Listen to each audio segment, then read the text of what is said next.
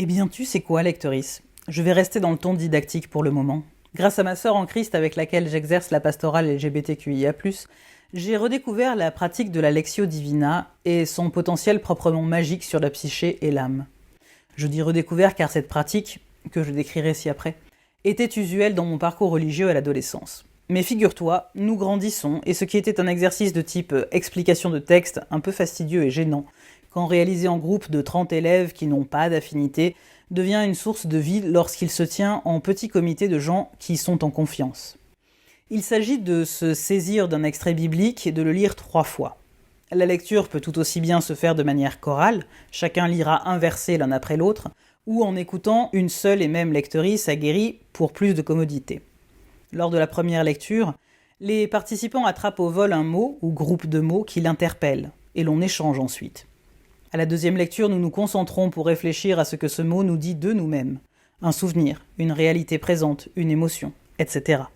Un dialogue s'installe alors où, dans la plus grande des bienveillances et des écoutes, les vécus se répondent, s'entraident, s'éclairent.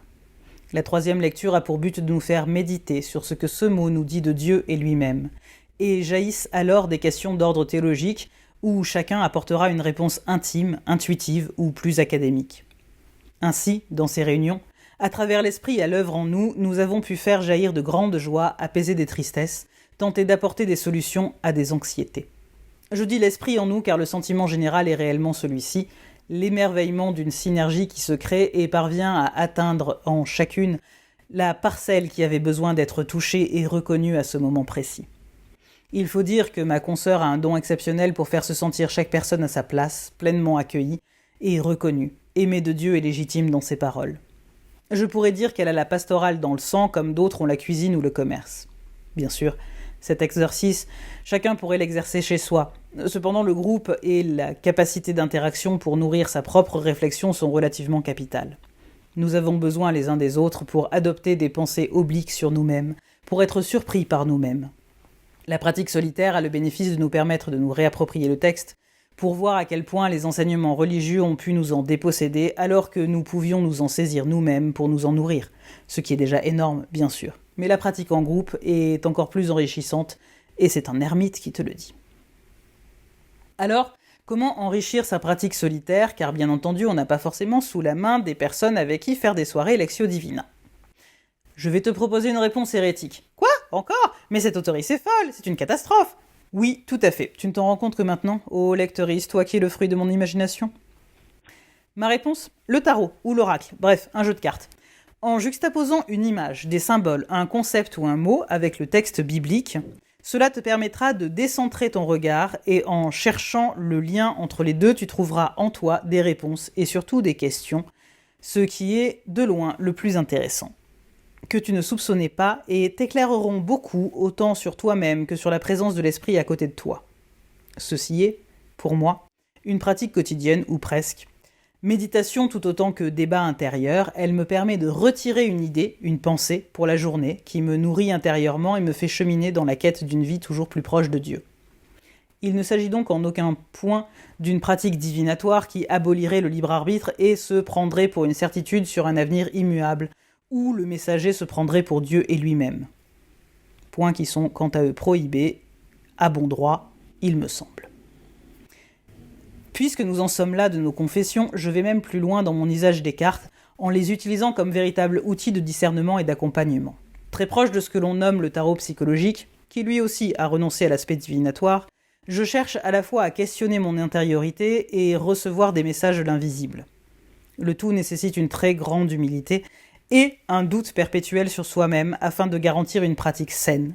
Toujours se remémorer que nous ne sommes que des humains qui interprètent un message de l'invisible, faillibles dans ce que nous pouvons en comprendre, faillibles dans ce que nous pouvons projeter de nos travers sur celui-ci, etc. Ainsi, je t'invite, si cela te dit, à demander par exemple un message de l'esprit sur telle situation, ce qui te fait réagir à telle interaction, la part de toi que tu négliges en ce moment et voudrais être vue.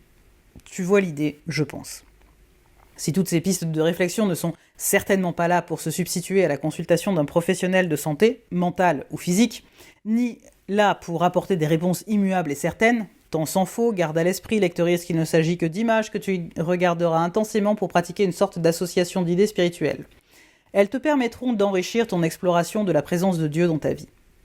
Le but du jeu, et c'est ce que tente de définir cet ouvrage, est de retrouver l'émotion, l'intuition brute, celle qui mène à l'émerveillement et à la joie. L'idée, c'est de réinsérer dans nos vies de l'aléatoire autrement que par les algorithmes, qui ne sont qu'une mainmise comptable trop obscure pour que nous la comprenions sur nos aspirations. Par des pratiques anciennes, par exemple, ou des pratiques créatives.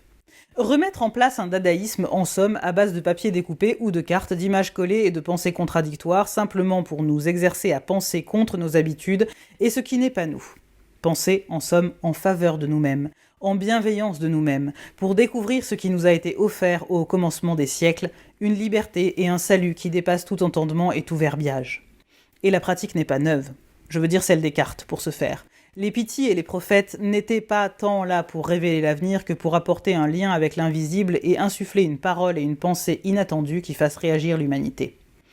Réagir ou agir en face d'eux ? Voilà une question que je n'ai pas envie de trancher.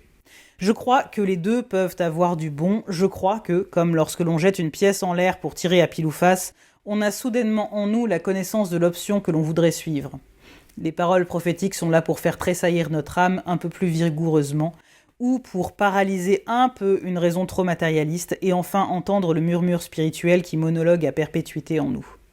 Oui, lectrice éclairée, imagine donc que ta raison et ton esprit sont Vladimir et Estragon, et que les autres personnages qui attendent Godot sont tes émotions, tes impressions, ton éducation, ta sociabilité qui tour à tour te divertissent, mais dont tu manques de saisir une partie du propos.